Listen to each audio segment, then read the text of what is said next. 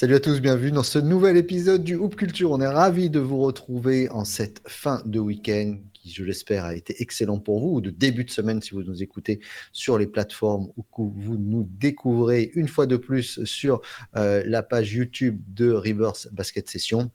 Bref, on a plein de choses à vous raconter. En tout cas, il y en a un, il est venu, il l'a dit lui-même en slibard aujourd'hui. Donc, le but de cette émission, ce serait, dommage qu'il n'y ait pas de chat, ce serait que tout le monde nous dise, demande à Théo de se lever pour voir si vraiment il est habillé sous ce beau bureau ou si il fait comme les présentateurs du JT, c'est-à-dire qu'en dessous, il n'y a rien qui se passe, il y a juste l'apparat avec son beau sweat des Bulls.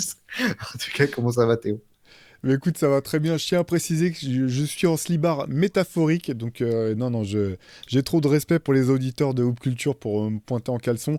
C'est simplement qu'effectivement, entre l'actualité très chargée des playoffs NBA, des matchs de la nuit et du fait qu'on commence déjà à vous préparer d'autres choses du côté Rivers, les semaines sont bien remplies, on va dire, remplies comme des œufs. Non pas que je me plaigne, mais du coup, c'est Pierre Armand sur qui j'ai pu compter une nouvelle fois pour préparer un sommaire de cette émission et des thèmes.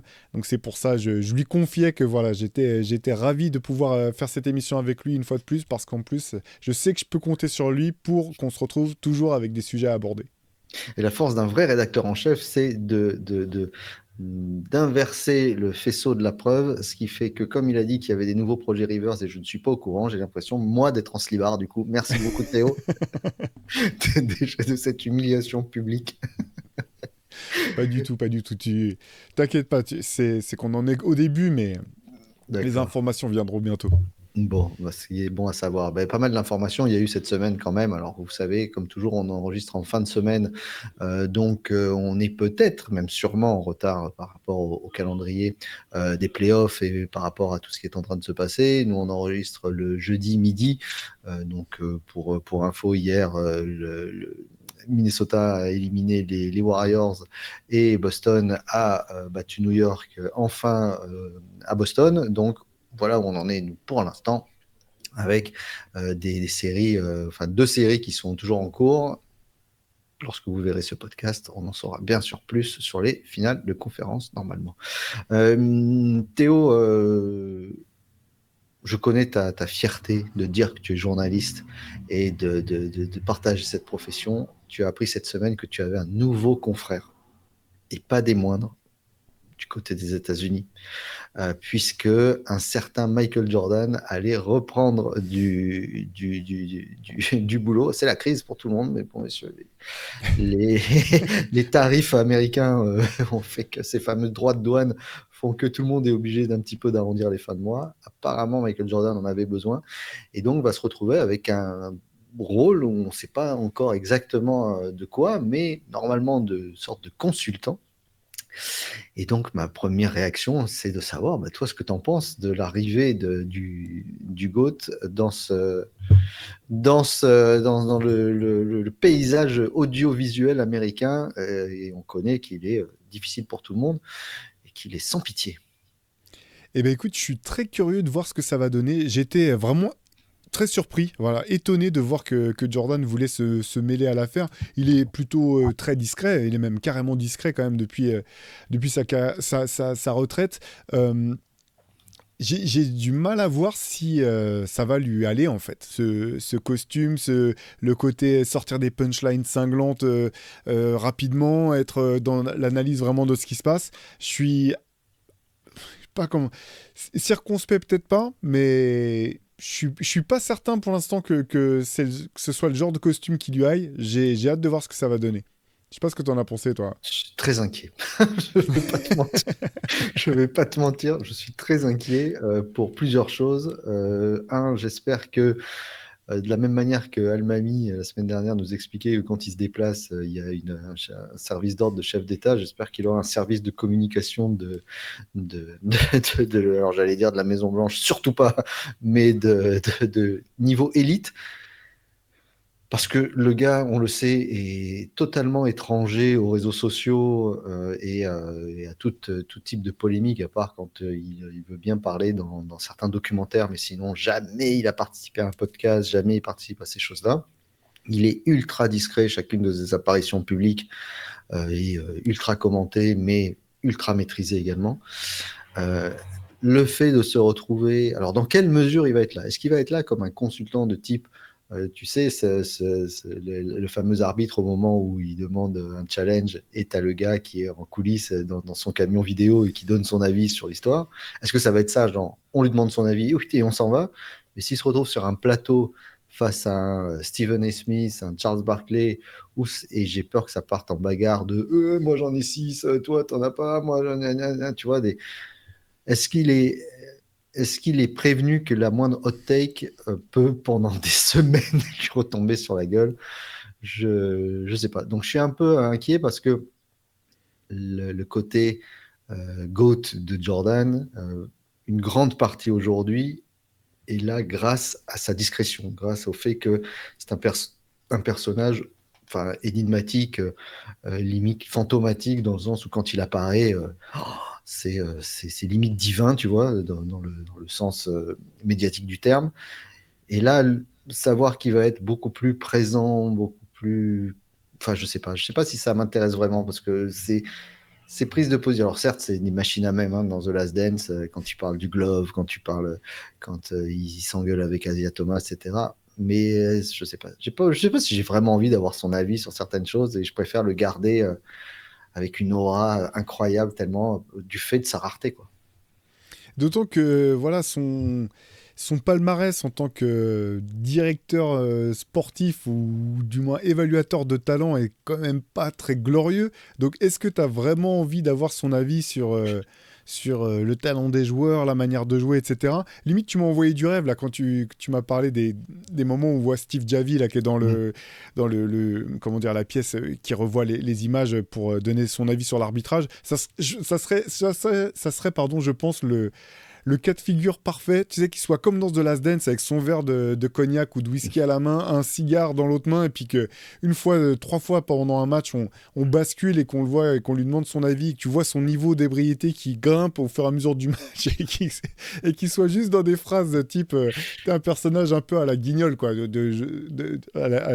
le Guignol, enfin les Guignols de Canal, en mode ouais, de toute façon, ils sont tous nuls, il y a personne qui peut faire mieux que ce que Scotty et moi on a fait ou de ce que je faisais en 89. Ça me ferait plus marrer. Si c'est en plateau, si c'est en plateau, ça peut être compliqué parce que, comme tu le laissais un petit peu entendre, je pense que sur le plateau, il y a un paquet de mecs qui se sont fait ramasser par Jordan et qui vont se faire un malin plaisir, je pense, s'il n'est pas à l'aise ou s'il n'est pas suffisamment vif, de le mettre en difficulté. Je me demande vraiment ce que ça va donner. Enfin, encore une fois, j'ai du mal à cerner même les motivations en fait, qui lui ont fait accepter Mhm. de se prêter à ça. Je sais pas du tout ce que ça va donner. Oh, mais je suis persuadé que ça a dû être bordé dans tous les sens, hein. Il n'y a rien qui va Oui, dépasser. oui, oui, bien sûr. Mais quand tu te retrouves avec des animaux médiatiques qui sont là pour faire du buzz et qui savent mieux que personne créer un environnement un petit peu conflictuel et tout ce qui va avec, ouais, moi aussi, je sais pas trop ce qui va se passer. J'ai peur qu'ils s'en lassent très vite, tu vois. Un petit peu comme Kobe quand il avait fait, il faisait tu sais, ses palettes là. Enfin, Ah, c'était cool ça. Ça, c'était très très bien ça, ça. c'était cool, mais voilà, il faudrait un Ouais. truc en fait où c'est une séquence où il y a que lui et où il n'est pas Hmm. confronté à qui que ce soit. Parce que c'est pas un mec marrant. Il a pas un humour, c'est pas Barclay ou c'est pas Shaq, c'est pas un mec qui a du second degré. Enfin, à chaque fois que tu vois en interview, il peut pas avoir un rôle de sniper à la Paul de Saint-Cernin, tu vois, ou, euh, ou un Laurent Baffy qui balance des vannes de temps en temps. En effet, avec un verre de cognac et un gros cigare, où ce serait trop drôle de le voir. Cette mise en scène, elle serait géniale, tu vois. Mais je suis pas sûr qu'il ait l'humour nécessaire pour faire ça ou le recul nécessaire. Voilà. Donc, à voir. Mais j'ai pas, enfin, j'ai pas très envie en fait. Demain, on dit finalement c'est annulé, je serais très content. Ça m'intéresse pas trop. Mais je suis curieux de voir ce que ça a donné, parce que même j'avais aussi été surpris que tu sais, Dirk Nowitzki aussi va commenter, va être consultant aussi. C'est quelqu'un, alors c'est pas du tout les mêmes personnalités que Jordan, mais c'est quelqu'un qui est aussi assez discret, qu'on a peu vu dans ce type d'exercice.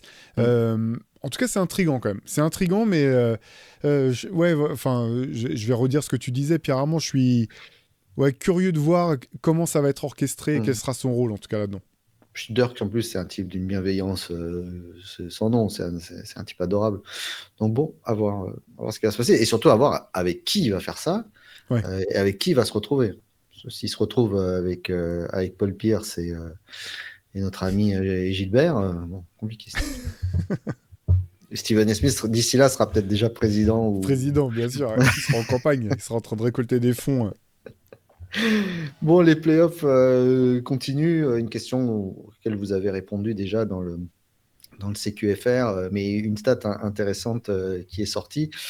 Euh, les Cavaliers donc, sont sortis en demi-finale de conférence contre une équipe d'Indiana. On l'avait dit depuis le début et depuis longtemps. On l'avait dit depuis les NBA Games presque. C'est pas cadeau de jouer Indiana, un groupe aussi soudé, aussi bien monté, aussi bien coaché, et comme quoi la continuité, au bout d'un moment, ça fonctionne.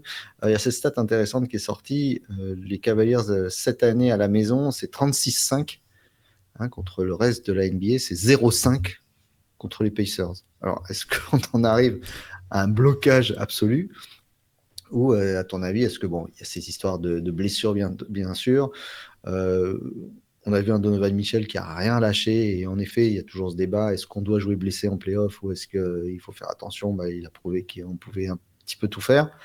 Mais encore une fois, est-ce que nous qui ne sommes pas forcément, toi comme moi, on n'a pas ce réflexe de supporter avec une équipe actuellement, est-ce que cette équipe d'Indiana,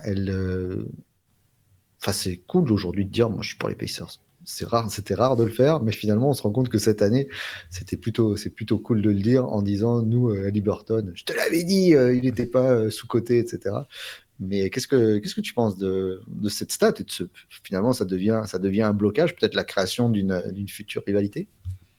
Mais écoute, déjà, faut rendre hommage aux Pacers, hein, qui sont vraiment excellents depuis la pause, en gros, depuis le All-Star Game, qui sont excellents, comme à l'image de Tyrese Haliburton. En ce qui concerne la rivalité face aux Cavaliers, là, les blessures, c'est quand même dramatique pour Cleveland, qui fait une saison régulière parfaite et qui se retrouve dans ce deuxième tour face à une très bonne équipe d'Indiana, encore une fois, hein, difficile à manœuvrer, avec 3 voire 4 de ses joueurs principaux qui sont blessés, ou qui doivent jouer blessés. Je pense que c'était trop demandé, malheureusement, à cette équipe de Cleveland. Ce qui m'attriste en fait pour Cleveland, c'est que je trouve que du coup, ils peuvent pas tirer de vrais enseignements de cette saison. Tu peux pas vraiment repartir des playoffs en disant, bon, bah, même si, quitte à te faire éliminer, te dire, bon, bah voilà, c'est clairement ça sur lequel il faut qu'on bouge parce que c'est pas suffisant. Parce que même si j'aime beaucoup cette équipe de Cleveland, je me pose des questions quand même sur la capacité du, voilà, c'est toujours dur quand tu as un backcourt de petite taille qui est pas forcément très fort en défense d'aller jusqu'au bout. Donc je me pose des questions, notamment autour de Darius Garland. Mais là, je me dis, tu repars des playoffs, tu n'as même pas d'enseignement clair en fait C'est là-dessus. ça. Et c'est une opportunité perdue, loupée, d'avoir pu vraiment tester, voir jusqu'où tu pouvais aller. Donc je suis vraiment déçu pour Cleveland. Maintenant, pour Indiana, c'est assez incroyable, hein, parce que qui aurait mis une pièce en début de saison que les Indiana Pacers auraient une vraie chance de pouvoir aller jusqu'en finale NBA, parce que là, c'est ce qui est maintenant clairement dans les cartes pour eux potentiellement. Je pense qu'à part les fans d'Indiana, personne ne l'aurait dit. Donc c'est une belle histoire. Effectivement, ceux qui étaient fans des Pacers avant ces dernières semaines, chapeau, parce qu'il y a de belles perspectives. C'est une belle équipe, une équipe qui a encore de la marge pour pouvoir se renforcer s'il le faut cet été. Et voilà, Tyrese Haliburton qui prouve que c'est pas du tout un joueur surcoté. C'est un double constat terrible pour deux choses. Pour la conférence S déjà, parce que quand on voit le parcours de Cleveland cette année, la domination, parce qu'il n'y a pas d'autre mot, hein, ils ont fait des séries, on a déjà oublié, mais là, c'est le début de saison de Cleveland. Enfin, on était sur des bases de record all-time, hein. C'était les questions qu'on se posait. Euh, et de deux, le constat de la saison régulière, c'est-à-dire que plus que jamais, je trouve, en ce moment, le gap entre la saison régulière et les playoffs est colossal. Tu le dis, le backcourt de petite taille, il fonctionne sur 82 matchs, il ne peut pas fonctionner sur la suite, et on s'en rend compte finalement, de plus en plus. Et ce constat, il est terrible pour Cleveland, et il est terrible dans le sens où Antoine le précisait. Malgré ce parcours incroyable, à aucun moment, je pense qu'au sein de la rédaction, on s'est dit Cleveland pourrait être champion. À un moment, on s'est posé la question en se disant une finale Cleveland, Lakers, ce serait drôle de voir LeBron aller jouer une finale à Cleveland.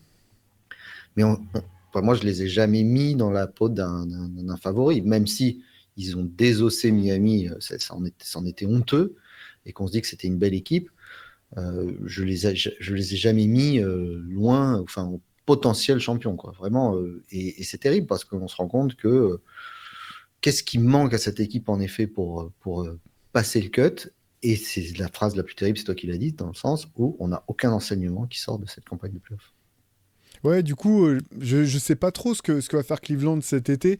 Comme toi, en fait, je les voyais pas potentiellement champions NBA, même si on le sait, hein, si tu arrives en finale, bah, tu as 50% de chances d'être champion. Et à ce moment-là, toutes les équipes sont fatiguées, toutes les équipes ont des blessés. Donc ça aurait pu tourner à leur avantage, ça aurait pas été impossible. L'autre élément, c'est que on a souvent du mal à imaginer qu'une équipe puisse être championne avant qu'elle ne le soit finalement. Et c'est une fois qu'elle est qu'on a l'impression que maintenant que c'était comment dire inévitable, etc. Mais moi, je trouvais qu'ils avaient une bonne tête. En tout cas, je l'avais dit à plusieurs reprises, j'aurais pas été surpris s'ils avaient dû se hisser jusqu'en finale NBA. Je pense qu'à l'Est, il y avait de la place, que leur saison régulière et leur performance, quand tu gagnes autant de matchs, c'est quand même une vraie indication. Il y a une vraie identité de jeu, des joueurs qui sont dans l'apprentissage et d'autres qui ont déjà prouvé. Honnêtement, je continue de trouver que Donovan Mitchell est souvent un petit peu sous-coté finalement, que les désillusions du côté du Jazz on a beaucoup blâmé et Donovan Mitchell et Rudy Gobert pour des raisons différentes, mais on les a un petit peu tous les deux groupés dans une espèce de catégorie de joueurs qui font pas vraiment gagner leurs équipes quand il le faut. Et je trouve que c'est injuste pour les deux. Donc, ouais, c'est c'est fou en fait. T'arrives deuxième tour des playoffs et t'as coup sur coup. Donc Darius Garland blessé, puis Evan Turner blessé, puis DeAndre Hunter, le gars pour qui tu as fait un trade en cours de saison, blessé. Donc c'est trois de tes joueurs majeurs. Puis derrière, Donovan Mitchell qui se blesse à son tour.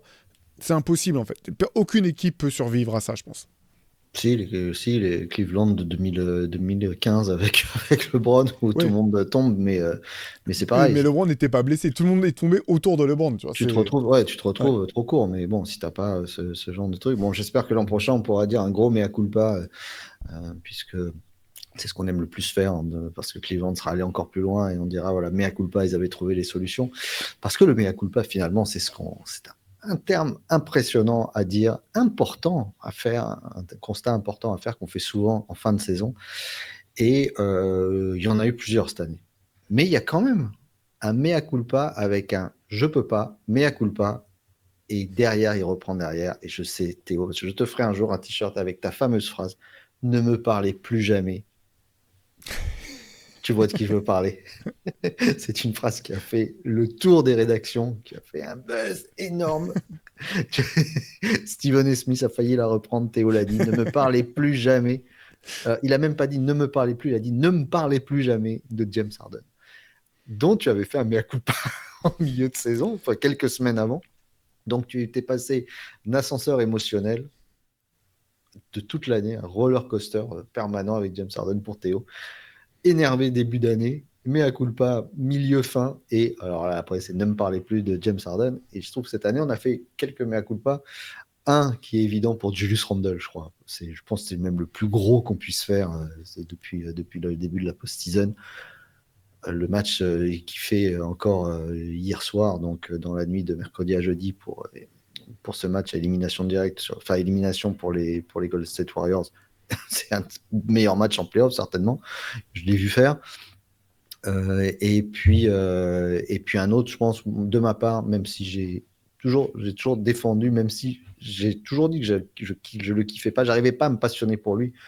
Mais quand on voit la réaction de la peine des gens suite à la blessure de Jason Tatum, on se rend compte quand même qu'on a, et il faut ce genre de truc pour se rendre compte qu'on a un type qui est performant depuis des années, qui a pu avoir quelques trous d'air, qui est d'une simplicité et d'une gentillesse et d'une amabilité, notamment avec les médias, qu'on voit rarement chez une superstar, toujours disponible, toujours là comme il faut, qui a géré le drama qu'ont créé les médias à Paris. On a quand même un type qui est champion NBA, superstar, le futur de la Ligue, un des visages de la Ligue, et qui se retrouve sur le banc sans jouer une seconde sur certains matchs, sans avoir d'explication, quoi que ce soit, et qui n'a rien dit, qui a gardé le sourire à encourager ses coéquipiers, etc., qui fait encore une belle saison dans une équipe toujours potentiel MVP, etc. Et cette terrible blessure qui va nous priver de Jason Tatum pendant 1 an. Et on se dit, merde, quoi. C'est vraiment dommage. Et la réaction de Jalen Brunson a été, je trouve, très digne quand il rentre en conférence de presse, ou avant même de parler, il rend hommage à Tatum en se disant, bon, alors ça n'a pas empêché de perdre derrière. Et je pense que Boston a de la ressource, mais ça, ça remet en question beaucoup de choses sur l'avenir des Celtics, mais surtout, et je l'espère, parce que la seule chose qu'on reproche finalement à Tatum, c'est d'essayer de ressembler à son idole, mais sa propre idole à Tatum a essayé de ressembler à sa propre idole tout au long de sa carrière. Est-ce que tu penses que ça va rehausser l'image? Alors, on se serait bien passé de ce genre de problème de Jason Tatum dans l'inconscient collectif. Dans le tien, Bah, peut-être. non, c'est terrible pour Jason Tatum parce que en plus c'est l'une des superstars, je pense, avec Nikola Jokic sans doute, dont l'une des principales forces était d'être tout le temps là. Et cette saison, il venait de rater pour la première fois un match de playoff de toute sa carrière. Il avait raté son premier match de playoff en carrière cette saison. Donc en plus, c'est vraiment un des joueurs qui est tout le temps là, qui est tout le temps performant. Alors effectivement, il y a ce côté, parfois on peut avoir le sentiment qu'il manque de présence ou qu'il n'est pas tout le temps performant quand on a besoin. Là, il faisait un match de dingue en fait. Dans ce match contre New York, même si c'était quand même en train de se déliter au moment où il se blesse. Oui. C'était déjà en train de vriller un petit peu. Il était en train de livrer peut-être l'un de ses meilleurs matchs en carrière. Voilà. Et puis blessure au tendon d'Achille, c'est dur parce que tu sais que tu perds 1 an. Et pour l'instant, même si la médecine avance et c'est encore un jeune joueur, les 4 joueurs qui sont revenus à 100% sont quand même encore pas majoritaires. Kevin Durant fait image d'exception pour l'instant. On n'avait Quel jamais âge vu il a, quelqu'un. KD, quand il se blesse? Je sais plus. C'était quoi? C'était 2019? Ouais, 2019, je sais pas, il avait déjà peut-être 33 ans, Ouais, j'imagine. c'est ça. Je Je sais pense pas que quelle je année pense que il c'est est. une des Ouais. superstars les plus jeunes à avoir ce problème. Parce que Kobe Ouais. est déjà bien âgé. Damian Lillard est déjà bien âgé. Bon, on sait que Jason Tatum voudra revenir. Ça, Mm, la question n'est pas là. bien sûr. Ouais. Mais je suis d'accord avec Oui, toi. et puis on peut imaginer qu'il va revenir et redevenir le Jason Tatum qu'il Bien était, mais sûr. c'est quand même une blessure vraiment qui est problématique. Non, c'est ouais, très très dur pour Boston. Et comme tu le disais, ça change beaucoup de choses. De toute façon, on savait que les Celtics allaient devoir se poser des questions parce que leur équipe coûte trop cher, tout simplement. Là, je pense que de toute façon, là, ça les met au pied du mur, entre guillemets. Et les fans de Boston doivent s'attendre à des changements importants dans le roster cette année parce que l'an prochain, j'ai du mal à penser que Boston puisse sincèrement espérer pouvoir être champion sans Jason Tatum, même si je pense que cette équipe sera performante, que ça sera une bonne équipe. Il y a suffisamment de talent pour que le talent soit bon, mais moi, j'imagine que le management va essayer de réduire l'ardoise, en fait, tout simplement, et Hmm. que voilà, qu'il y aura des coupes budgétaires cet été et qu'il y aura du changement cet été. En tout cas, la question se pose, hein, comme à chaque fois, parce que c'est vrai que ça fait quand même, bon, ça sur les 2 dernières années, parce que j'en ai souvenir, mais ça fait quand même un petit moment que les playoffs sont un peu amputés de beaucoup de stars et qu'on a beaucoup de problèmes de blessures. Ben, on se rappelle de New York l'année dernière, qui de toute façon, même s'ils avaient passé le tour, seraient retrouvés avec. Je crois qu'on t'avait appelé pour y aller. Nous, enfin, toi et moi, on nous avait appelé en tout cas. C'est ça. Finalement, c'est Alec Burks qui a été pris, mais c'était pas de beaucoup. Hein. On avait posé les stats et tout, on était prêt à partir. Et ils nous appellent oui, en disant ouais, c'est bon, on est éliminé, vous pouvez rester à la maison. Mais on était, enfin moi en tout cas, j'avais préparé mes chaussettes et tout. Mais en tout cas, voilà, je pose cette fameuse question d'arriver en fin de saison. Beaucoup le public qui se dit bon, la saison régulière, c'est enfin fini, on va pouvoir passer aux choses sérieuses. Et quand les choses sérieuses commencent, ben, on se retrouve embuté pour les Bucks de Lillard, voilà, de beaucoup de superstars.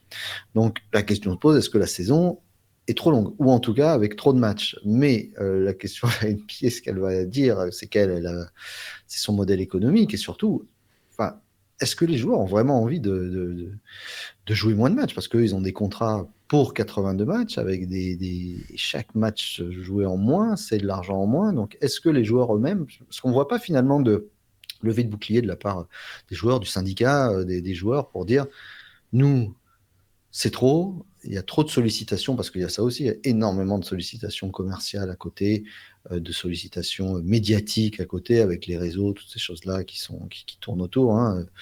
Euh, Même si dans les années 80-90, on était taillable et corvéable à merci par la NBA sur plein de publicités, d'interviews et tout ce qui va avec. Ça, c'est pas un souci. Mais est-ce que toi, tu penses qu'à un moment donné, les joueurs, parce qu'il y a finalement, on le dit, on le répète, c'est une ligue de joueurs, il n'y a qu'eux qui tiennent la main là-dessus pour dire stop, c'est trop.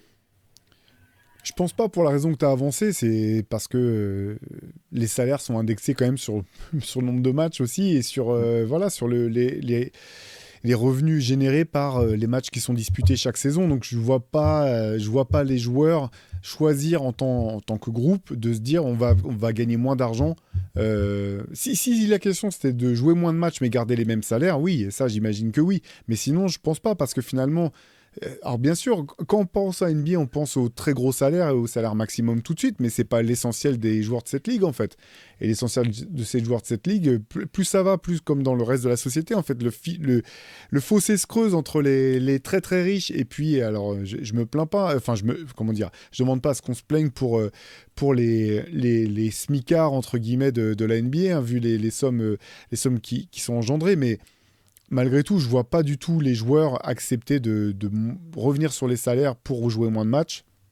La question des blessures, elle est complexe parce qu'en fait, c'est, je trouve que les avis sont toujours trop biaisés, quoi. T'as des joueurs à l'ancienne qui vont dire ouais, mais nous on jouait blablabla, on jouait même blessé, etc. Au bout du compte, est-ce qu'ils avaient raison de jouer blessé? Je suis pas sûr qu'ils avaient raison de jouer blessé. Je pense qu'ils doivent quand même. Tu vois aussi de nombreux anciens joueurs, que ce soit au basket, mais dans d'autres sports, qui disent mais maintenant j'ai 50 ans.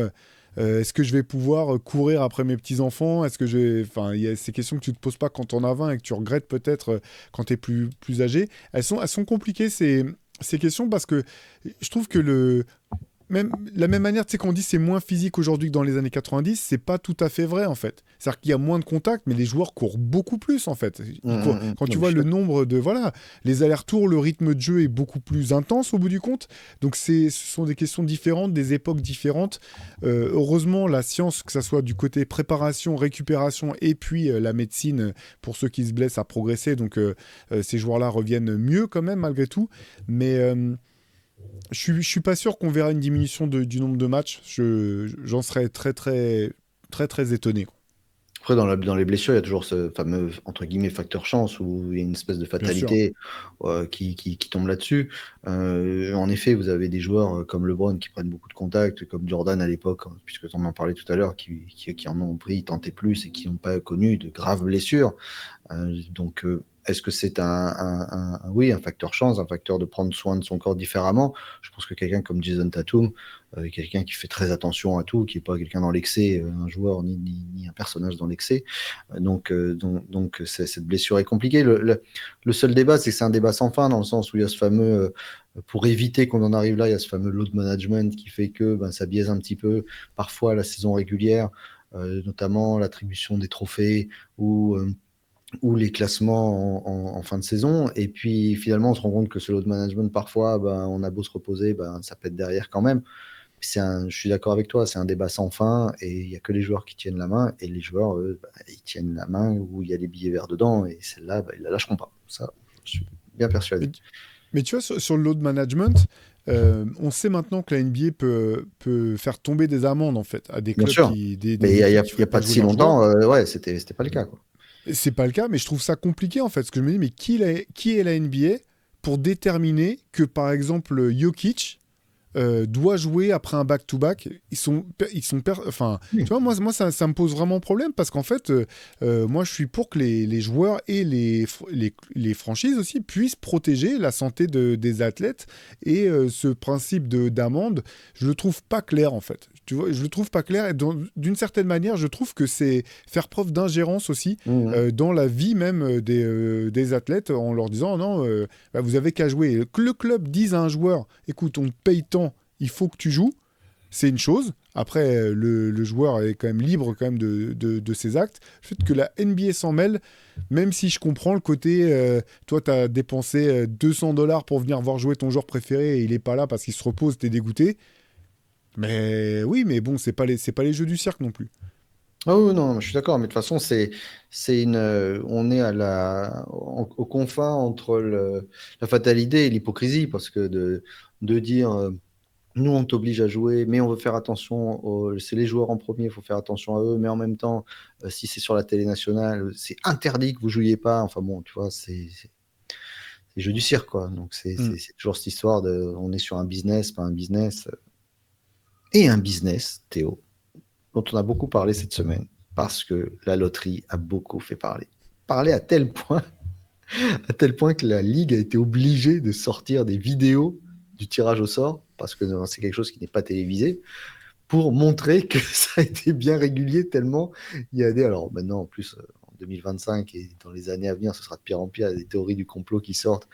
Alors l'histoire de la fameuse boule rouge et de la fameuse boule froide, de la draft de Patrick Ewing qui tombe à New York et tout, mais là, c'est vrai que cette fameuse histoire du premier choix qui tombe à Dallas, et que on aurait, pour que la Ligue aurait dit, pour avoir de meilleures audiences, on fait partir, on oblige Luka à partir à Los Angeles, mais on vous promet le premier tour de draft. Est-ce que toi, il y a une théorie du complot dans tout ce que tu as pu lire depuis quelques jours, cette histoire, qui aurait pu attraper ton oreille, où tu trouves finalement que la Ligue, même à la limite, fait une erreur en disant, bah, on va vous montrer des images pour vous montrer que c'est vrai, alors que elle devrait être au-dessus de tout ça en disant, vous savez quoi, parler, mais nous, on a autre chose à faire.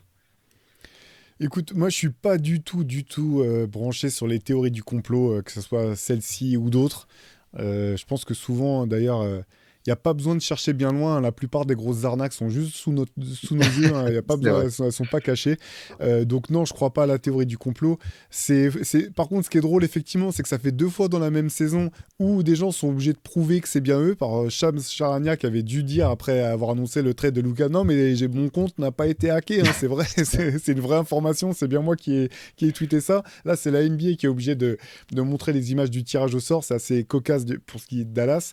Euh, voilà, après, non, et tu sais, au bout du compte, même si j'aurais bien aimé que Nico Harrison soit forcé, et Patrick Dumont, là, le patron des Mavs, soit forcé d'aller au bout de leur logique et de nous montrer bien, clé en main, qu'ils avaient fait le bon choix. Euh, Ça me gêne pas finalement que Cooper Flag se retrouve à Dallas. J'aime pas ce principe de récompenser des équipes qui sont mal gérées. C'est quelque chose qui, voilà, le principe de la loterie, même le principe de la draft, même j'ai bien compris, enfin j'ai bien conscience plutôt que c'est culturel et que c'est comme ça et que c'est pour protéger l'intégrité, ou du moins faire en sorte qu'il n'y ait pas des équipes qui monopolisent toujours l'attention et qui aient toujours les meilleurs joueurs. Mais je suis pas fan en fait. Je suis pas fan et ça me gêne pas que Cooper Flag tombe dans une franchise qui est globalement, si on met ça de côté et d'autres choses en interne en ce qui concerne le staff médical des Mavs, qui est plutôt bien géré, une équipe qui va être compétitive. Là-dessus, tu vois, j'ai pas de problème là-dessus. Je suis un peu déçu quelque part pour Utah, parce que je pense que Utah est aussi une franchise bien gérée avec un très bon coach, et que très vite, je pense que le Jazz aurait été pertinent en fait, aurait mis des pièces autour de Cooper Flag pour l'aider à se développer. Mais au-delà de ça, j'ai pas de non, il n'y a pas de théorie du complot à laquelle je crois particulièrement. En tout cas, je crois qu'on peut le dire, Nico Harrison est enfin, c'est le personnage de cette saison 2024-2025. Oui, tu sais, si Enfin, tu faisais comme Time, tu sais, qui décerne bien sûr. l'homme ou la femme de l'année chaque année, là, ce serait Nico Harrison, ouais. Bah oui, puisqu'on en est à croire qu'en fait, non, on en est, on part du fait que c'est une débilité, ce trade, pour finalement dire que tout ça a été orchestré depuis le départ pour récupérer Cooper Flag. Enfin, c'est le personnage central. Je pense qu'on n'a pas autant parlé d'un GM depuis peut-être Jerry Krause en 97-98, comme nous l'avait montré The Last Dance pour la dernière saison des Bulls. Mais c'est incroyable comme ce personnage a pu polariser l'attention et centraliser. Je pense qu'on n'a pas passé une journée depuis février sans prononcer le mot de Nico Harrison sur notre média ou ailleurs. Je sais même pas si c'est le cas. Je pense que c'est le seul GM, en tout cas, de l'NBA que je pourrais reconnaître dans la rue. Merci les copains. Oui, c'est clair. Parce que la plupart des autres, je pense qu'on ne les reconnaîtrait pas. Mais lui, voilà. Et je suis content pour lui. Il a dû dormir au moins 1 heure et demie depuis 15 jours là. Voilà. bravo à lui. En tout cas, théorie du complot, quand on pense joueur et théorie du complot, on pense à notre ami Kyrie. Kyrie qui va sortir une série, Théo, sur son retour, hein, son rehab après son intervention chirurgicale sur son genou. Voilà, il y aura une série un petit peu comme Derrick Rose avait fait The Return sous forme de mini-clip par Adidas. Là, il y aura une vraie série sur le retour de Kyrie Irving. Est-ce qu'on s'en fout pas un petit peu? Je l'ai dit gentiment. Je m'attendais pas à ce que la question soit formulée comme ça du tout. Tu m'as pris par surprise là. Je l'ai dit gentiment. J'aurais pu le dire à la Erwan Abotrette. Est-ce qu'on ne s'en bat pas un peu les noix? Alors, je m'en fiche un petit peu, j'avoue. Ça me fait un petit peu peur aussi parce que, au bout du compte, je me suis retrouvé, à ma surprise, à ma grande surprise, à apprécier le Kyrie Irving version Dallas Mavericks. Euh, un peu apaisé, peut-être qui choisit peut-être mieux ses mots aussi ou les moments où s'exprimer. Tu sais, ça me fait penser, on en avait parlé du documentaire sur Aaron Rodgers, là justement, et son retour de blessure, qui était aussi un petit peu parfois très cringe pour parler comme les jeunes. C'est la phrase la phrase la plus vieille du monde qui montre que tu es vraiment un vieux quand tu dis pour parler comme les jeunes. C'est dramatique. Mais oui, ça me fait un petit peu peur. Après, je te dis, tu vois, je m'en fiche et en même temps, je peux tomber dans n'importe quelle série documentaire sur du sport, c'est assez dramatique. Donc, je me vois bien te dire ça aujourd'hui et dans 6 mois te dire ouais, t'as vu le dernier épisode, la série sur Kyrie, là, quand on le voit aller faire un rite chamanique au Guatemala, tu vois. Donc, voilà, je serais pas étonné de tomber dedans au bout du compte. Je suis d'accord. Je suis pas sûr que ça. Moi, par contre, je trouve ça. Voilà, tu vois, celle sur Aaron Rodgers, donc j'imagine que tu fais un parallèle là-dessus, sur sa fameuse envie de retour après sa rupture du tendon d'Achille en début de saison avec les New York Jets. Je suis pas sûr d'avoir envie de voir ça. Voilà, je suis d'accord avec toi. Moi, au bout d'un moment, c'est trop orchestré. Voilà, j'ai Ça, bien envie oui. de voir comment ça travaille. J'ai bien envie d'avoir des images du club à la limite sur la manière dont ces gens travaillent sur leur corps et se remettent dans le main. Mais de l'orchestrer à des fins commerciales, etc. Voilà, je suis pas fan. Vraiment pas fan. En fait, c'est un petit peu comme les autobiographies, tu sais, où enfin, autobiographies faites avec un auteur.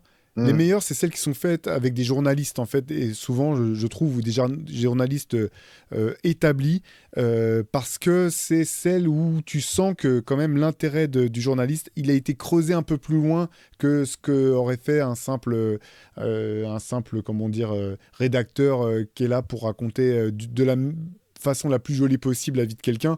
Et c'est un documentaire comme ça serait vraiment intéressant si c'était confié à quelqu'un de quasiment extérieur à ton camp, en fait. Tu vois, là, ça serait passionnant. Mais voilà, on sait très bien que ça va pas être le cas. Par contre, comme tu me parlais de Cooper Flag avant, je me posais une question quand même pour Cooper Flag et son entourage. Je me demande dans quelle mesure tu arrives pas en étant quand même un peu méfiant autour de, tu vois, par rapport à Nico Harrison, par rapport à ce que le staff médical va te demander de faire, par exemple, si tu te fais une entorse de la cheville, vu comment dire, le turnover qu'il y a depuis 2 ans là, autour du staff médical des Mavs. Ouais, si tu es l'entourage de Cooper Flag, je pense que tu as de bonnes raisons d'être content qu'il soit tombé à Dallas, pour tout un tas de raisons sportives, de développement, etc. Mais je pense que tu t'arrives aussi en disant, c'est peut-être pas mieux vaut faire attention quand même à qui, en qui on place notre confiance au sein de la franchise, quoi. C'est sûr, mais bon, ouais. En plus, il y a tellement de rumeurs. Alors là, c'est pareil. Le truc, c'est voilà pourquoi Nico Harrison, c'est complètement dingue. C'est qu'on en est à parler, que tu as un premier choix de draft qui est, comme on dit, un talent générationnel. Qui plus est, sorti de Stephen A. Smith, qui apparemment est en campagne présidentielle à l'Asia Thomas à l'époque en disant et joueur NBA blanc, comme ça, premier vrai prospect américain vrai grand prospect américain depuis Zion. Euh, il faut pas le lâcher, mais la dinguerie de Nico Harrison, c'est que malgré tout, on est en train de se dire, ouais, mais attends.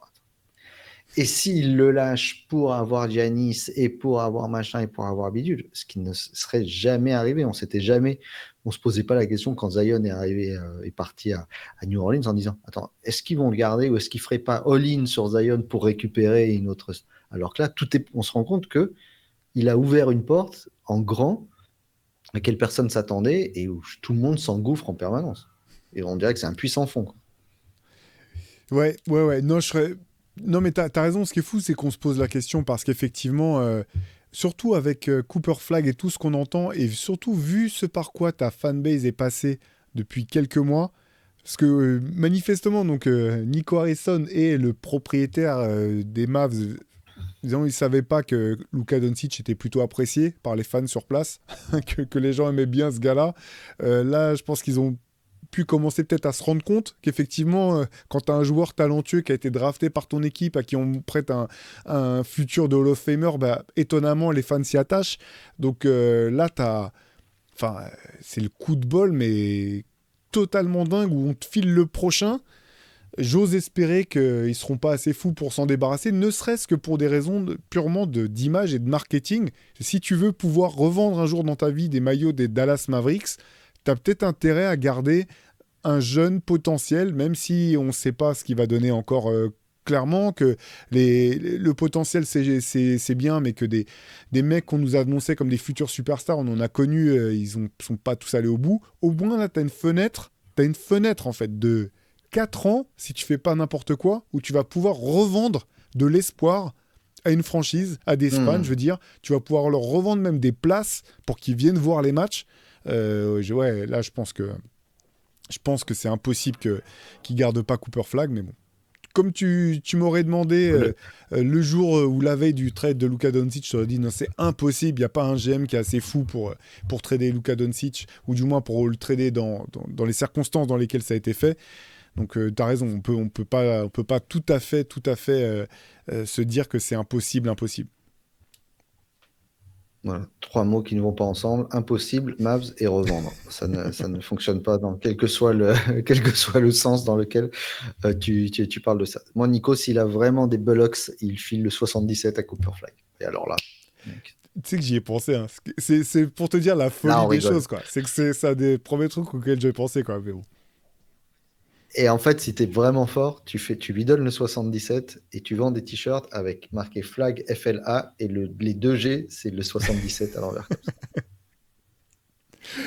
Je Alors là, pense que... et alors là, tu rigoles. Tu lui mets une pression au gamin, laisse Mm. tomber. Mais il a l'air il a l'air de kiffer Ouais. ça, la pression, ça le gêne pas. Mais voilà, donc on attend ça avec impatience. En tout cas, on est toujours en cours au moment où on vous parle dans la série entre KC et Denver. Et il y a cette fameuse date dont on a beaucoup parlé tout au long de l'année de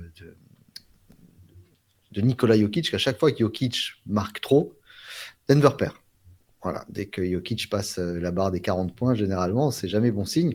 Et à cette stat, j'ai trouvé complètement folle qui est sortie sur les matchs à plus de 40 points en playoff sur les joueurs actuels, ce qui montre que Jokic est déficitaire là-dessus. Je crois qu'il est à 1,3 ou 1,4 sur son bilan.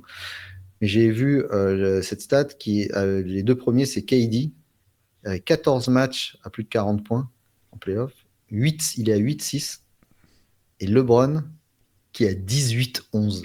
Ah ouais. C'est-à-dire que lui, il a mis 29 à plus de 40 points. Et en ce moment, il y a cette fameuse date qui montre Tyrese Haliburton, qui donc est à 2 finales de conférence d'affilée, c'est-à-dire plus presque que je crois qu'en cumulé, Joel Embiid, Booker et toute l'organisation des Clippers en ont 3, et même pas.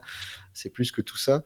Est-ce qu'on va pouvoir enfin se rendre compte de ce que ça veut dire d'y être 9 ou 10 fois d'affilée comme a pu le faire LeBron dans les années 2010?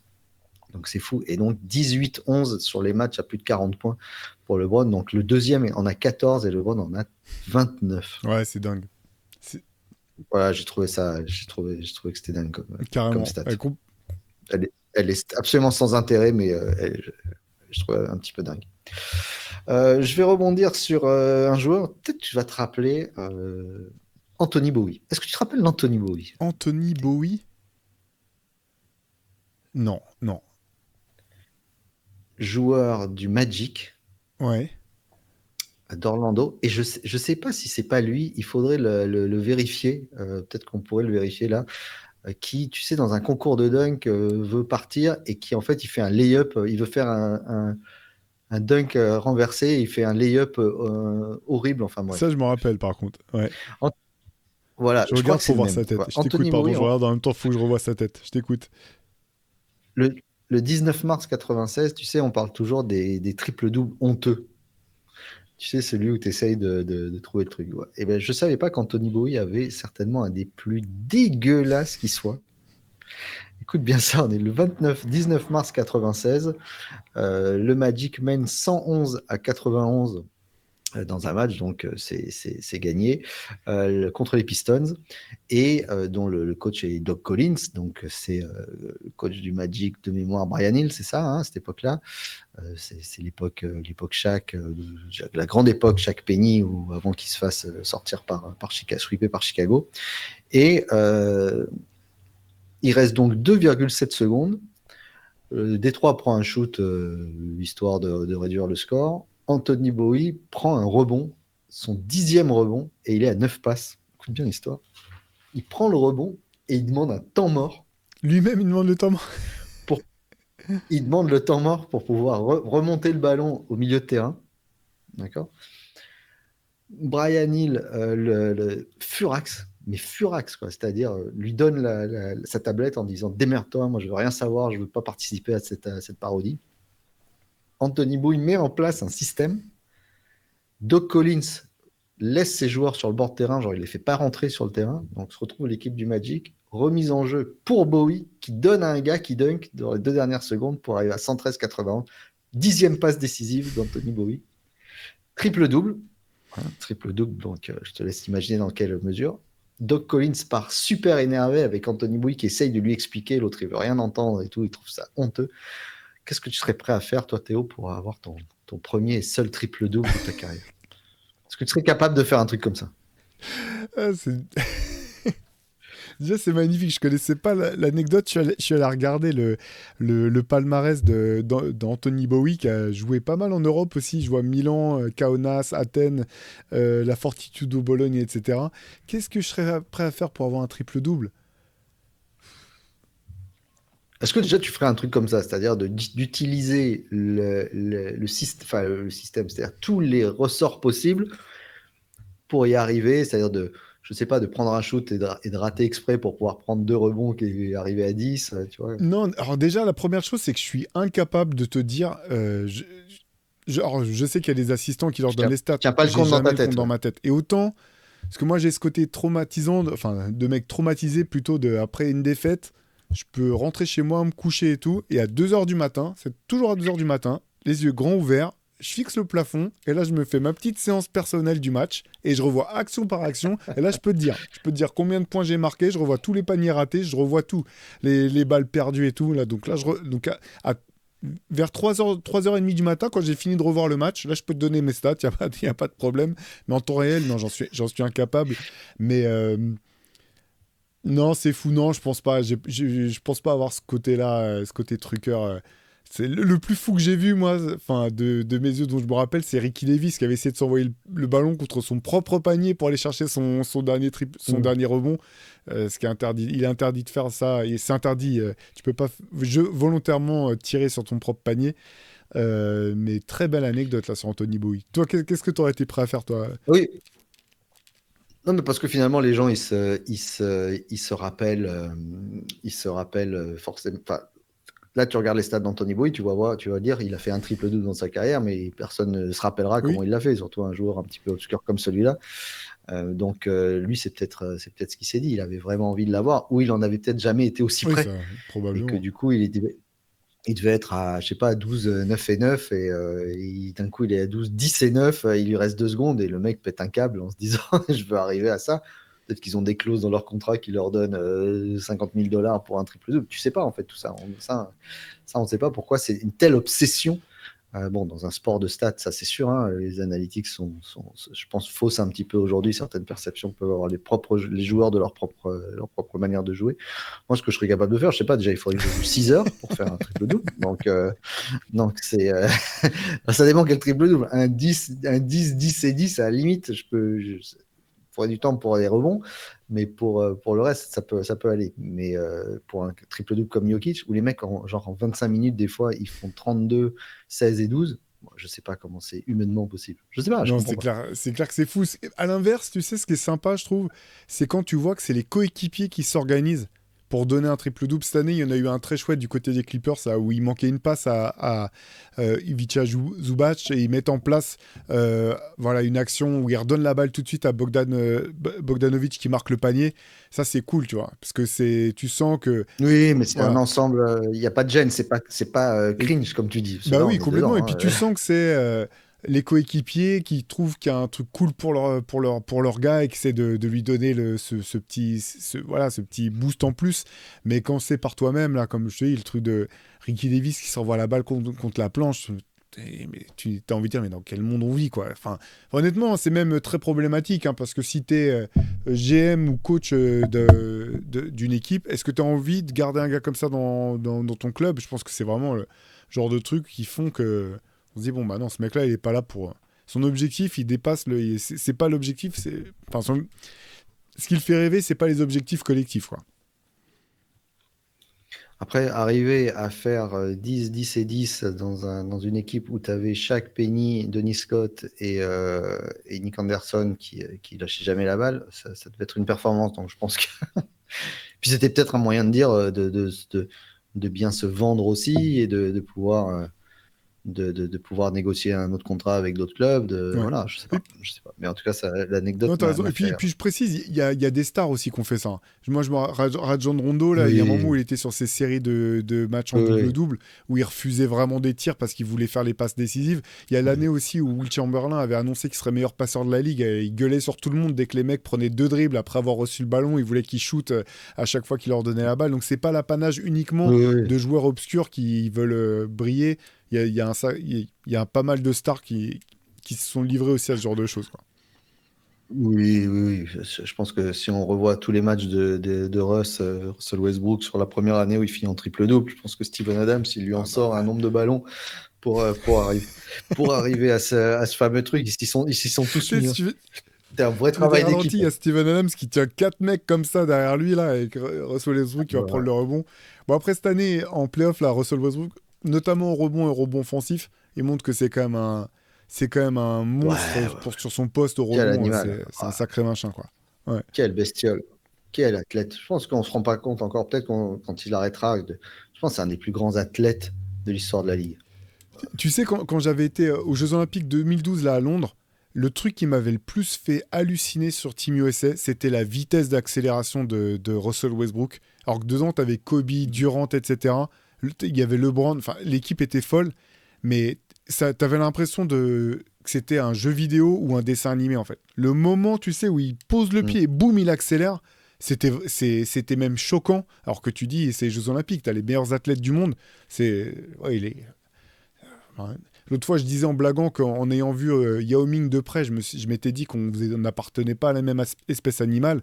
C'est la même chose pour Russell Westbrook. Tu dis Mm. non, mais on n'a pas été construit avec. Enfin, c'est genre, t'as un mec qui a été fait avec des Lego et toi, t'as été fait avec la Love Brand, tu sais, C'est pas ta cheap, modelé. voilà, assemblé au Kazakhstan et vendu chez la version cheap de Lidl, tu vois. Bon, ça, c'est moi, tu vois. Et à côté de ça, t'as. Oui, nous, on est avec des duplos et qu'on monte en 3 minutes, tu sais. Et encore, que le gamin, il te monte totalement asymétrique. Et les autres, c'est des Lego, les Lego Lego Technics, là. de Ouais, Miles voilà. Turner. Tu appuies sur un bouton, ça s'allume et la Batmobile, elle part, tu vois. Non, non, c'est sûr. Mais en plus, j'aurais aimé le voir faire d'autres sports, faire de l'athlétisme, tu vois. Il y a peu d'athlètes, finalement. Comme il y a peut-être LeBron, il y a Russell Westbrook, il y a peu d'athlètes où tu sens qu'ils auraient pu faire de l'athlétisme à haut niveau ou du foot US. Voilà, je pense dans le top 5 des plus, ouais, peut-être des plus grands athlètes, physiquement en tout cas. Ouais, de spécimen l'histoire. physique. Et ce qui est fou, c'est que parce que j'avais écrit un portrait de lui il y a longtemps, hein, quand il était encore au Thunder, bien sûr, quand il commençait vraiment à émerger, on commençait à se poser la question de savoir s'il pouvait pas être du même niveau que Durant quelque part. Et en fait, c'est un mec qui a grandi et qui a dunké tard, en fait. C'est fou, en fait. Même quand il était à Hum. UCLA, sur sa saison freshman, il n'était pas titulaire et il sortait pas du lot, hein, athlétiquement. C'est Hum. ouais, incompréhensible. J'ai vu cette semaine le documentaire sur cette fameuse série sur Netflix sur l'envers, ce qu'ils appellent l'envers du sport. Alors il y avait eu l'épisode sur la bagarre de Malice at the Palace. Il y en a un qui vient de sortir sur l'affaire du vestiaire des Washington Wizards avec avec Gilbert Arenas. Je ne sais pas si tu as vu ce Pas encore, documentaire, non. Théo. Non, non. Non, bon, alors peut-être j'attends que tu le vois. En attendant, comme ça on en discute, on le débriefe tous les deux. En attendant, je sais que tu as terminé de regarder Celtic City. Je voulais avoir ton avis sur la fin de cette aventure du côté du Alors Massachusetts. écoute, celle sur les Wizards, je me la suis mise de côté. Celtic City, j'ai tout regardé, je me suis régalé. J'ai été un peu déçu par la fin, le dernier épisode en fait simplement. J'ai Mm. trouvé assez mou en fait par rapport à tout le reste. Mais c'est l'une des meilleures séries documentaires que j'ai vues sur le sport.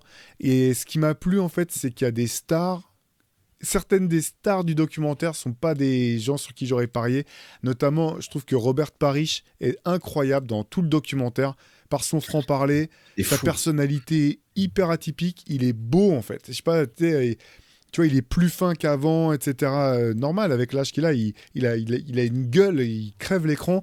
Ouais, je me suis vraiment régalé sur ce documentaire, extrêmement bien documenté.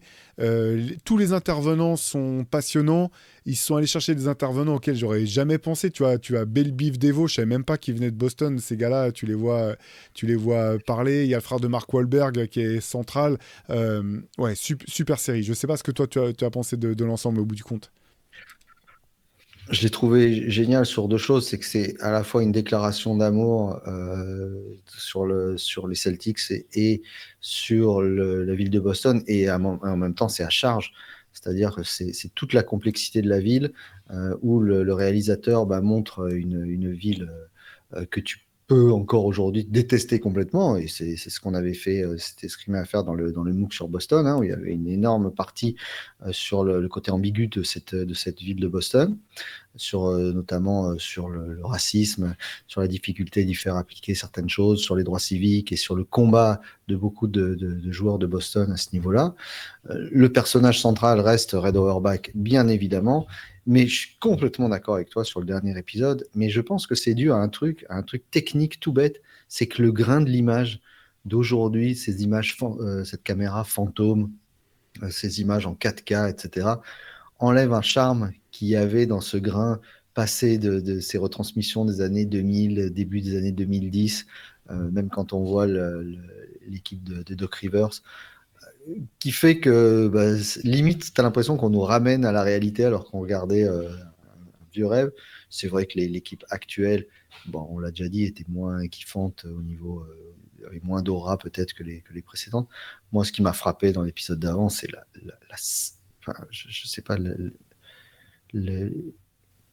enfin, il est pas tranquille, Kevin Garnett. Il est pas sain d'esprit jusqu'au bout. Euh, la manière dont il raconte son aventure, mais tu sais, il change de tête, quoi. Tous ses muscles se mettent à travailler, il est habité, tu sais, il va baver et tout, comme il fait sur le terrain. C'est un des personnages les plus intenses que j'ai jamais vu. Et pourtant que j'arrive à détester, mais quand tu le vois dans ce genre de contexte-là, quand il raconte une histoire, il est trop fort. Franchement, cette aventure Ubuntu, là, alors tu as Rondo à côté, tu as envie de gifler, hein, parce qu'il est antipathique au possible. Ray Allen qui est là, bon, Paul Pierce qui raconte son histoire, et j'arrive pas à me passionner pour Paul Pierce ou pour. Je pense que c'est la manière dont il raconte l'aventure, c'est toujours un petit peu tourné autour de lui. Mais Kevin Garnett, quel coéquipier formidable. Enfin, quand on parle de fit parfait, je crois que à cette époque-là, c'est le meilleur fit qu'il pouvait Ouais, trouver. non, non, ils sont bons tous, hein. Moi, j'ai bien aimé Pierce, honnêtement. Après, c'était aussi celui du Big Three que je préférais à l'époque de Boston. Mais je l'ai trouvé très touchant, notamment quand il reparle de l'agression extrêmement Bien sûr, violente et grave. grave dont il a été victime, les coups de couteau à l'issue de sa saison rookie. Euh, ouais, là, je l'ai trouvé touchant parce qu'il est souvent quand même dans la posture. Et là, tu sentais qu'il revivait un truc. Il parle de santé mentale. Et effectivement, hein, le gars, il s'est pris je sais pas combien de coups de couteau. Il a failli perdre la vie. Il était de retour pour le training camp. Et puis derrière, on a dit ah, bah, c'est bien, Pierre, c'est un mec dur, il joue. Et on s'est jamais posé la question à l'époque du traumatisme psychologique, mental que ça avait forcément occasionné. Pour ce que tu dis, la fin, c'est très vrai là sur les images de cette équipe actuelle. J'ai trouvé Jalen Brown très bon dans le documentaire quand il parle notamment de la dimension historique, ce que représentait Bill Russell pour lui. Jason Tatum, hyper sympathique par sa simplicité. Toujours. Ouais. Et c'est dommage, finalement, j'aurais bien aimé en avoir plus sur Derrick White, sur Jrue Holiday. Tu vois. Un épisode de plus. euh, m'aurait bien plu au bout du compte, tu vois. J'aurais bien aimé en savoir plus sur les dynamiques de cette équipe. Euh, je sais pas. Alors, je sais pas si c'est ça qui m'a manqué ou si simplement que malgré tout, cette équipe, même si elle était fantastique, elle a gagné un titre, elle a peut-être moins de choses à raconter. Il y a aussi le fait qu'on vit avec elle, donc on connaît déjà beaucoup plus de choses sur eux que quand tu vois Dave Cowens, quand tu vois, voilà, même Kevin McHale, Danny Ainge qui est très bon, hein, qui assume tout. Lui, il assume tout. Ouais, j'ai tradé les gars, ouais, j'aurais tradé Bird et McHale, enfin, je le trouve très bon. T'as pas la même fascination parce qu'il y a pas le mythe encore autour de cette équipe. Mais sinon, enfin, si vous l'avez pas regardé, faut pas que ça vous empêche de regarder la série. Elle est vraiment très très bonne, je trouve. Et je trouve que Jalen Brown parle mieux de l'avant, Oui, tu vois, des périodes antérieures, que finalement de sa propre période. Donc c'est ça qui, je pense, est un peu dommage. Ensuite, bon, c'est des joueurs qui, tous les autres c'est terminé et eux sont toujours en cours. Donc c'est difficile pour eux de parler d'héritage alors que ils sont toujours en train de se battre pour essayer de laisser Boston tout en haut. Par contre, c'est ce qui est encore fou. Il y a un personnage central, c'est Len Bias dans cette. Il y a un avant-après même pour la franchise en général, puisque c'est un point de bascule sur la manière dont Boston va gérer ses propres athlètes, le décès de Len Bias, le point de bascule sur qu'est-ce qui se serait passé, qui amène au drame de Reggie Lewis derrière, où moi j'avais pas capté combien c'est un grand joueur et combien Boston l'avait en amour et il voyait le futur de la franchise. Moi, je savais pas que Lewis s'était effondré en plein match. Ça, c'est une image qui m'a profondément marqué. Je pensais qu'il était mort brutalement lors d'une séance d'entraînement. Ça, j'avais ce souvenir, mais je n'avais pas le souvenir de le voir s'effondrer en plein match. Et l'image, elle est terrible. Oh là là, j'avais jamais vu ces ça m'a images. marqué. Tu vois, je le savais, mais j'avais pas vu les Hum. images. Et effectivement, moi, j'aimais beaucoup Reggie Lewis. Tu vois, c'était les années où je commençais à me passionner de NBA. J'aimais beaucoup de joueurs. Et c'est dans le MOOC spécial Boston dont tu parles. Dans la table ronde, j'avais fait l'interview de Dart Adams, qui est un des journalistes qui est présent d'ailleurs dans le documentaire Celtic City, qui est très bon. Et c'est un joueur un peu à part, vraiment, Reggie Lewis aussi, parce que ça a été une star, une star des Celtics, mais comme l'un des joueurs préférés de la partie, enfin, de ce qu'il m'expliquait, de la partie noire de Boston, en fait. Et l'une des choses qui exaspère beaucoup Dart Adams, c'est qu'il dit, voilà, on parle toujours de Boston comme d'une ville raciste. Alors c'est vrai qu'il y a, voilà, il y a des ça fait partie. Alors je dis pas que la ville est raciste ouvertement, mais il y a eu des événements clairement racistes dans cette ville. Et ce qu'il trouve dommage, c'est que ça éclipse le côté.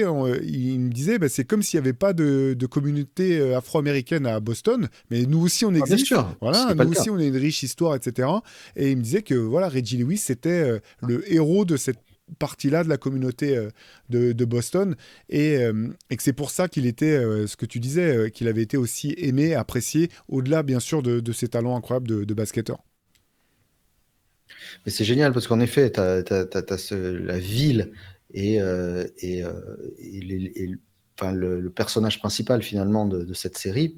Et tu vois, Robert Parrish, il est encore, enfin, tu vois, il a cette relation d'aine et d'amour. Il dit finalement, je me suis bien fait à Boston, je me suis fait des amis, je me suis bien fait, mais tu sens que c'est pas, enfin, tu vois que c'est pas encore, il y a des choses qui sont pas avalées encore. Et c'est vrai que lui, t'as l'impression de, tu sais, quand tu vois Morgan Freeman dans des réunions d'acteurs, tu sais, le personnage un peu apaisant. Donc ça devait être une sacrée équipe quand même, cette équipe des années 80, avec tellement de personnages différents, de personnalités différentes. Et il y avait aussi il y avait Rick Carlisle au milieu, il y a Walton et tout. Mais comment ils ont réussi à pas se mettre sur la gueule toute la journée? Ça reste un mystère absolu. Mais bon, allez voir Celtic City. Dites-nous, je suis d'accord avec toi, pour moi, à part The Last Dance, je pense, le meilleur documentaire de sport que j'ai vu parce qu'on apprend énormément de choses sur la société américaine. Au-delà, c'est pas uniquement basé sur la performance, il y a un travail d'archives qui est fou. Carrément, ouais, c'est clair. On va passer à nos rubriques, Théo. Qu'est-ce qui t'est tombé dans l'oreille cette semaine et qui ne l'a pas quitté? Alors écoute, c'est un morceau de jazz que j'ai découvert par hasard en écoutant la radio, en écoutant FIP, pour tout te dire, d'un musicien qui s'appelle Tyrick McDowell, avec en invité Tomoki Sanders. Tomoki Sanders qui a la particularité d'être le fils de la légende du jazz Pharoah Sanders. Et le morceau en question, c'est un morceau qui s'intitule The Creator Has a Master Plan, l'un des classiques, voilà, un morceau iconique de Pharoah Sanders. Mais là, ce qui est vraiment chouette, ce qui m'a plu, c'est que c'est un morceau de jazz vocal, donc il y a des paroles, ça chante, et le morceau est magnifique. Donc tu retrouves, je trouve, dans ce morceau l'essence même de ce qu'il est, avec Pharoah Sanders, côté free jazz, musique mais aussi philosophie en même temps, enfin c'est très spirituel et avec une interprétation au chant magnifique. Au début quand je l'ai entendu à la radio, j'ai cru que c'était José James, tu sais, qui chantait et je me suis rendu compte que c'était pas lui, donc c'est vraiment voilà. Le morceau est magnifique, s'appelle The Creator Has a Master Plan, pardon. Je vous mets le lien comme d'habitude, c'est le morceau qui m'a tapé dans l'oreille. Moi, on fait une ligne entre Paris et Caen avec un duo que j'adore qui s'appelle Soulance sur le label First World Records, un duo formé de DJ souliste, le Funky French President, que si vous êtes sur Paris, vous avez certainement déjà vu jouer, DJ émérite, et du producteur électronique Fulgence. Donc Soulance, ça fait un moment qu'ils sont là, hein, ils avaient démarré leur carrière je pense, il y a pratiquement une quinzaine d'années, avec de nombreux EP qui sont sortis, de beaux albums également. Et là, ils ont sorti un nouvel EP qui s'appelle Kebab Discothèque, qui est sorti le 2 mai dernier. Toujours cette fois-ci chez Heavenly Sweetness, et il y a le premier morceau de cette EP qui s'appelle Alumi avec le featuring de Osgur, Alumi, Halumi. Et alors là, si vous dansez pas là-dessus, vous pouvez résilier votre abonnement au MOOC et à Hoop Culture. Vous n'avez plus votre place à nos côtés. Le morceau est juste génial. Il est en 3 parties pratiquement. Il est vraiment top. Et ça, ils sont très forts pour ça, Soulance, d'aller récupérer des influences comme ça. Donc, ce thème kebab, discothèque, vous vous doutez un petit peu de du type d'influence que vous allez retrouver. Donc, allez écouter ce morceau, allez écouter la discographie de Soulance. Il y a énormément de bonnes choses. Ces 2 gars en or en plus, très sympa. Donc, à suivre une fois de plus, à découvrir ou redécouvrir Soulance. Ouais, New York First World, on aura présenté pas mal de disques Ouais, sortis sur leur label quand même au fil des années. c'est Toujours ça. une bonne pioche. Même Ouais. si là, ils ont changé de crèmerie. Ils ont été longtemps rattachés au label anglais. Est-ce que tu as eu un coup de cœur en plus de ton track of the week? Alors j'en ai eu 2. J'en ai un, vous voyez peut-être depuis tout à l'heure, une petite boîte qui est là et la signature. Wow! Voilà, Je la connais quelqu'un signature. qui va être jalouse de toi quand je vais lui dire ça. Voilà, la signature d'Aja Wilson sur sa fameuse A1 qui sort à grand renfort de publicité. Donc voilà à quoi ressemble le modèle. C'est un modèle bas qui a, je trouve, un design vraiment, vraiment intéressant. Il y a eu un coloris rose qui est sorti ultra flashy, qui a fait grand bruit. Dawn Staley, il y a peu de temps, a été vu avec le coloris bleu. Et ça, c'est le coloris OG Pearl, comme elle l'a appelé. Alors, chaque coloris a son histoire. Là, c'est par rapport aux perles qui étaient portées par sa grand-mère. Voilà, c'est un modèle, alors, on va le dire franchement, d'entrée de gamme, hein, avec la signature d'Aja Wilson dessous, avec un bon grip, donc des matériaux classiques, mais je trouve un design vraiment intéressant, reconnaissable, hein, qui a fait beaucoup d'efforts ces derniers temps, notamment avec enfin, il y a je trouve que les premiers modèles des joueurs stars en ce moment, alors que ce soit chez Adidas avec la chaussure d'Anthony Edwards, chez Nike avec la chaussure de Devin Booker, ou celle-ci, ou même la Sabrina, sont des bons modèles, c'est assez résistant. Attention, si vous avez les pieds larges, on est au-dessus parce que ça taille super serré. Donc voilà, je vous le dis, si vous faites du 42, prenez peut-être 42,5 ou voire 43 à essayer. C'est pas le modèle qui est comme une paire de Jordan. Vous prenez du 42, vous prenez toujours du 42. Là, mon conseil, c'est d'aller quand même l'essayer parce que ça taille serré. Donc voilà, mais belle réussite et longue vie à la collaboration entre Nike et Aja Wilson, et longue vie au modèle signature des joueuses de WNBA. Je suis un peu déçu que tu n'aies pas pris le modèle fuchsia quand même. C'est ça que j'en retiens. Alors, c'était pas un problème de volonté, c'était un problème qui était sold out en 2 secondes. Ah, ok. C'était sold out en 2 secondes, mais il y a un peu de rose sur la boîte. Très, très chouette modèle en tout cas, très chouette modèle. T'as eu l'occasion de jouer avec un petit peu déjà ou Non, pas bientôt. encore. Il est arrivé Tu me hier. diras ce que. Ouais. C'est un modèle qui est sorti un petit peu en preview chez les copains de Basket for Ballers et qui sort aujourd'hui au moment où on enregistre le 15 mai. Donc précipitez-vous. Et si vous voulez, une fois que vous avez bien joué avec votre paire Day One, je vous conseille de lire Alors, il y a 3, c'est une sorte de trilogie. Philippe Pujol, un journaliste marseillais qui a reçu le prix Albert Londres en 2014 pour son enquête, son livre enquête sur les quartiers nord de Marseille, qui s'appelait La Fabrique du monstre, est sorti quelques années après la chute du monstre, hein, suite à l'effondrement des immeubles de la rue d'Aubagne, la fin de la période Gaudin et l'arrivée du printemps marseillais par la suite aux élections municipales qui ont suivi. Et là, il y a eu un 3e livre qui est sorti sur ce qu'il appelait, le livre s'appelle Cramé, les enfants du monstre, sur la jeunesse un peu perdue marseillaise, justement des quartiers nord et les difficultés qu'ils peuvent avoir. Voilà, ce sont des enquêtes journalistiques qui se lisent comme des romans pratiquement. C'est super bien documenté. Et voilà, donc c'est passionnant si vous voulez comprendre un petit peu plus les rouages d'une municipalité compliquée à intégrer comme celle de la cité phocéenne. C'est passionnant, même si vous ne vivez pas à Marseille, voilà, et avec un titre qui est en dessous, Marseille année zéro, suite au départ du système Gaudin, comme on l'a appelé, ici à Marseille. Donc Philippe Pujol, grand journaliste et conteur d'histoire hors pair. Eh ben écoute, moi, mon coup de cœur de la semaine, c'est aussi une enquête, mais sous forme de podcast. Un podcast que j'ai trouvé passionnant, 10 épisodes, qui s'intitule Les 1001 vies de Sign.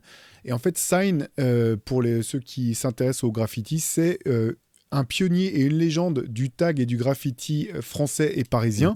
Et en fait, qui est la particularité d'avoir marqué des gens de son époque. Et quand je parle de pionnier, c'est-à-dire que c'est quelqu'un qui était avec les bandeaux, avec les squats, les chaînes des NTM, etc., parmi cette première génération vraiment de taggeurs et de graffeurs parisiens. Et il se trouve que ce personnage qui a été central des débuts, des prémices du hip-hop à Paris, a disparu totalement de la circulation au bout d'un moment. Et finalement, c'est dans un post Instagram publié, je crois, il y a 2-3 ans, on voyait Rockin' Squad qui expliquait avoir appris la disparition de Sign, son pote d'enfance, mais sa disparition remontait à 10 ans auparavant. Et en fait, un auteur qui s'appelle Karim Boukercha, qui est un ancien tagger, un ancien graffeur, qui a fait des documentaires, des livres sur le graffiti, toujours de très grande qualité, a eu l'idée s'est dit, je vais essayer de remonter la piste un petit peu, voir raconter sa vie. Et ce qui est passionnant, c'est qu'en fait, il s'est rendu compte que la famille de Sign n'avait aucune idée de la légende qu'il avait été dans le graffiti et dans le hip-hop français, et que de l'autre côté, la génération ses amis de l'époque, que ce soit dans le graffiti, que ce soit encore une fois les gens d'Assassin ou de NTM, ne connaissaient pas du tout sa famille. En fait, il avait complètement cloisonné ces deux univers D'accord. qui ne se connaissaient pas du tout. Et donc le documentaire audio est passionnant parce qu'en fait, la famille a eu à cœur d'en savoir plus en fait sur cette autre vie qu'il avait eue. Les membres du hip-hop ont eu envie de savoir ce qu'elle avait été sa vie à lui, ce qu'il était devenu une fois qu'il l'avait perdu de vue. Donc c'est en 10 épisodes, vraiment passionnant, c'est extrêmement bien réalisé.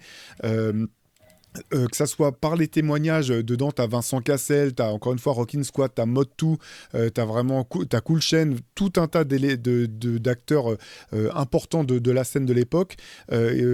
Karim Boukercha a même retrouvé la première petite amie de Sign pour raconter un petit peu des choses sur comment il était. C'est vraiment très très bien fichu. Vous pouvez retrouver ça sur toutes les plateformes de streaming. Et si j'ai bien compris, il y a un livre qui devrait sortir suite à cette enquête. C'est vraiment une enquête documentaire. Je crois que c'est pas encore paru, mais ça devrait pas tarder. Donc, je vous rappelle le nom de l'auteur, c'est Karim Boukercha. Et puis, je vous mets dans tous les cas le lien, bien sûr, dans la description. À s'écouter, c'est combien d'épisodes? 10 épisodes qui vont de 25 à 45 minutes, je Ah ouais. crois, en fonction, c'est moins d'1 heure à chaque fois. Mais ça s'écoute vraiment, enfin, c'est comme un documentaire ou comme une enquête policière, presque. T'as envie de savoir ce qui se passe. C'est extrêmement bien fichu. Comment le mec s'est retrouvé à aller à New York, à enregistrer des démos avec les Ultra Magnetic MCs en 89.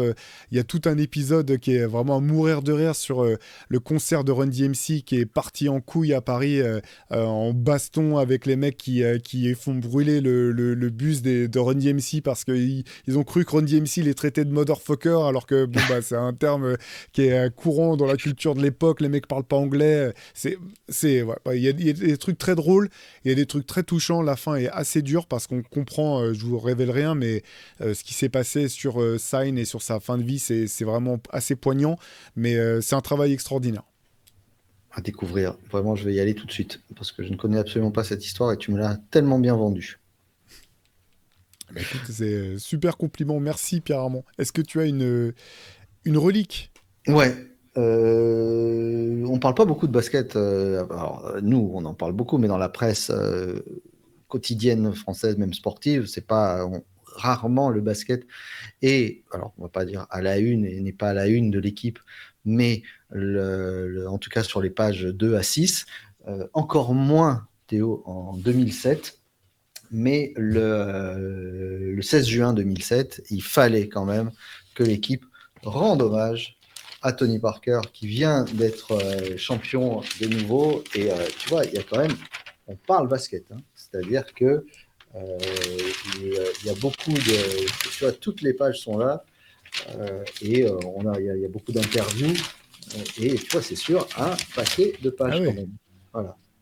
Alors, certains vont pouvoir rigoler en voyant ce titre patron mais pas tyran, parce que c'est une campagne avec l'équipe de France à les suivre.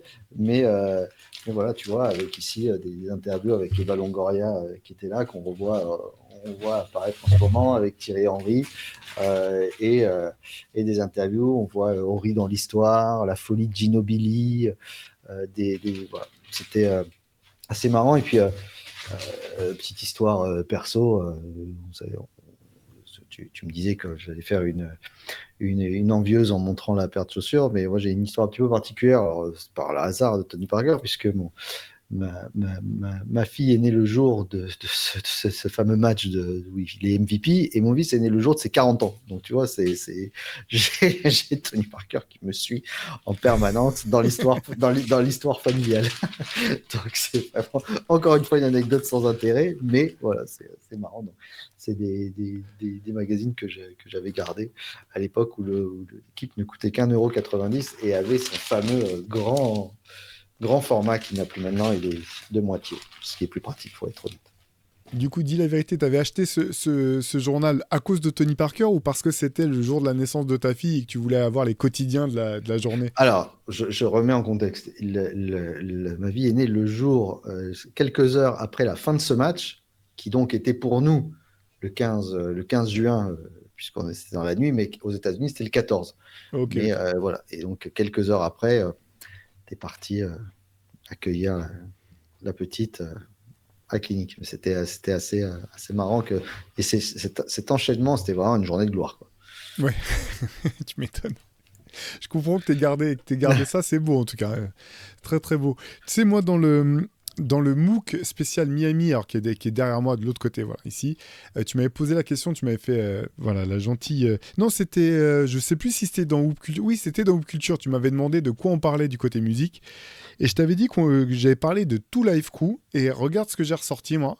C'est premier album de Two Live Crew en cassette. Je vous laisse admirer la pochette. Sorti en 89, c'est l'édition française, donc ça a été édité Magnifique. par Musidisc. Pour l'anecdote, donc j'ai acheté ça à Super M. Là, je vous dis à quel point je suis vieux. Hein. Super M, donc c'était super Monoprix. C'était le centre commercial qui était, même pas le centre commercial, le supermarché qui était à côté de chez moi. C'est ma mère qui m'a offert cet album. Donc 89, j'avais 12 ans. C'est pas poser de questions. Tu veux écouter de la musique, vas-y mon fils. Donc c'est culte de ouf. Voilà, j'en ai parlé dans le MOOC parce que pour moi ils sont synonymes de Miami et que finalement, d'ailleurs tu peux voir qu'il n'y a pas le sticker Parental Advisory Explicit Lyrics dessus parce que c'est suite à cet album d'ailleurs que ça a dû être inventé parce que le FBI tentait d'interdire à la vente ce disque. Voilà, ça a plus sa place à montrer, c'est plus marrant à montrer qu'à écouter aujourd'hui, mais voilà, c'est quand même un monument de la Miami Bass et donc de la musique de Miami. J'étais curieux, tu vois, j'ai jamais regardé, mais effectivement, c'est l'édition française, donc à l'époque, même en France, on rééditait comme ça des albums qui venaient de sortir. Par contre, les quatre jeunes femmes devant, c'est sacrément athlétique, hein. C'est Je te- je- de, ça, à mon avis, c'est le USA Track and Field de haut niveau. Une pochette C'est ça, exactement. à ne pas reproduire avec ses copains et qui serait invendable aujourd'hui. Quoique, ils sont capables de tout. Oui, c'est ça, c'est assez... Je vais reprendre le terme cringe aujourd'hui, je pense que le Oui, terme un peu colle malaisant, bien. oui, c'est ça. Ouais, c'est ça, exactement. Puis bon, on va dire, allez, 80, 89, c'était une autre époque, on va dire. Un autre temps. Voilà. Et nous, le temps, on va passer vite jusqu'à dimanche prochain, Théo, puisqu'on se retrouvera pour un nouvel épisode de Hoop Culture. Le Hoop Culture, donc, vous le retrouvez sur la page YouTube de Basket Session. Si vous nous écoutez et que vous n'avez pas envie de voir nos ganaches, c'est sur toutes les plateformes de streaming. Et si vous voulez même pas vous servir de votre téléphone à ce moment-là, eh ben, vous nous écoutez sur Marseille, sur le 88.8 FM, sur Radio Grenouille, le lundi à midi. Bref, c'est de la propagande comme on l'aime et on est partout. Et n'oubliez pas que vous retrouvez tout ce dont on vous a parlé sur les liens que vous propose Théo, qui est le magnifique et incroyable et intemporel visuel qui nous sort chaque semaine, bien sûr, pour illustrer nos propos. Théo, bonne semaine à toi, bon playoff. Ouais, bonne semaine. Bonne semaine à tous. On sait que les nuits sont courtes, mais voilà, c'est le moment qu'on attend toute l'année, donc on profite à fond. Ciao à tous. Salut.